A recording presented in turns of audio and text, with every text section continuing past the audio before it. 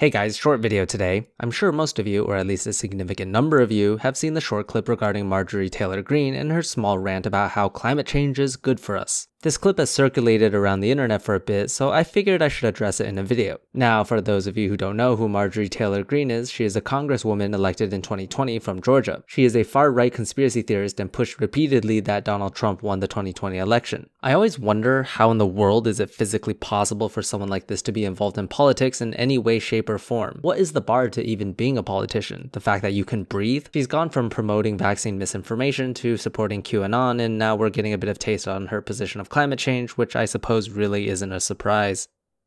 We've already warmed 1 degree Celsius, and do you know what's happened since then? It's a surprise that she even believes part of the science. I honestly thought she would straight up just deny everything given what her character is like, but she actually at the very least acknowledges that the earth is warming. Don't climate change deniers usually follow this trend? First they say it's false and not happening, and then they say, okay, it's happening, but it's doing so naturally. And now many of them are at the, okay, it's happening and caused by humans, but it's good for the environment phase. I wonder what phase is going to be next, because as time progresses, we really are able to see the effects of our own actions. It's difficult to believe something when it hasn't happened yet. And then you realize after some time that, shockingly, yes, the scientists that have been working on this issue their entire lives across mountains of research were somehow right all along.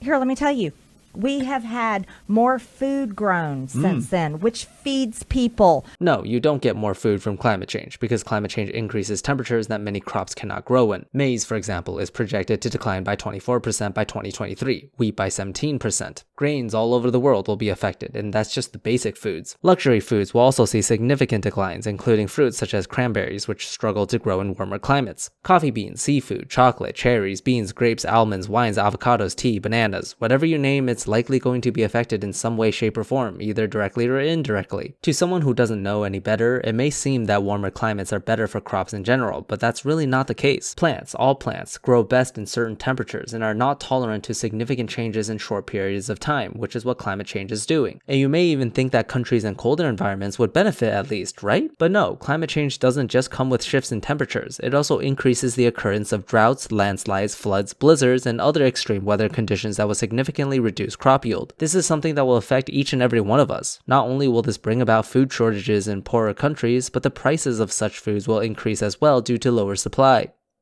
We are able to, producing fossil fuels keeps people's houses warm in the winter. Okay, but that's not a result of climate change, that's just something you do with fossil fuels. And it's not like we're saying everyone has to turn off their heaters. The responsibility of climate change does not solely fall on the consumer. There are multiple things that have to be done concurrently in order to properly address this issue, from technological advancements to switching to renewable energy to reducing the amount of carbon emissions. We want to be able to maintain heat during the winter, but also do so in a way that doesn't hurt the climate. Solving the issue of climate change is not just a black and white ultimatum. We're not asking people to not use energy or heating altogether, but rather that we can still maintain our lifestyles while still making the proper transitions. Yes, there will be sacrifices, but the prices of fixing the issue now is significantly lower than the price we will pay later. That saves people's lives. People die in the cold. Right. I guess another way to interpret what she's saying is not necessarily on heaters, but that climate change increases the overall temperature of the earth, so winters in general will be warmer, and that will save people's lives, particularly those who die in the cold. Well, guess what else kills people? Heat strokes. Yep, that's a huge one. In fact, there are over 4 times more people who die of heat per year than people who die of cold. So if you just want to talk about sheer temperature and people's lives, why steer the environment towards the size that currently kills more people?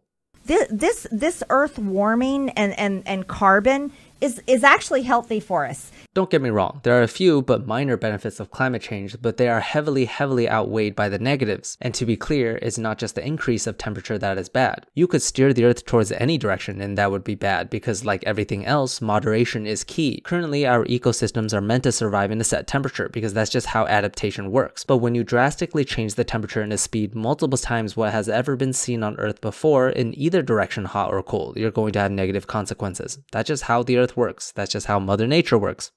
It helps us to feed people. It helps keep people alive. It helps. The earth is more green than it was years and years ago, and that's because of the earth warming. That's because of carbon. Yes, the Earth has become more green over the last 2 decades, but you can't just say that and think it's overall a good thing without going into specific details. The plant life on Earth seems to be one of our last defenses against climate change, and it's beginning to reach its limit since carbon dioxide intake plateaus as we increase temperatures. Because it's not just the CO2 that is increasing, but also the temperature, and plants have conservation mechanisms in place for when temperature increases, namely because it also increases transpiration and water loss. I made a video about this a while ago, so I won't go into too much detail, but since gas and water exchange with the external air is done through the same channels on leaves, plants will willingly lower their carbon intake in exchange for preventing water loss. As a result, we cannot rely on trees to counter all our CO2 output because it physically cannot do so. Anyway, that's the end of this short clip on Marjorie Taylor Green. Again, it still boggles my mind how some people like this can hold so much political power and make decisions for our country. The science is clear. Climate change is a threat to humanity and we should address it sooner than later. Thank you to Fireshard, Alan Morton, Miss Fixit, and Edward Martin for supporting the channel, and I'll see you next week.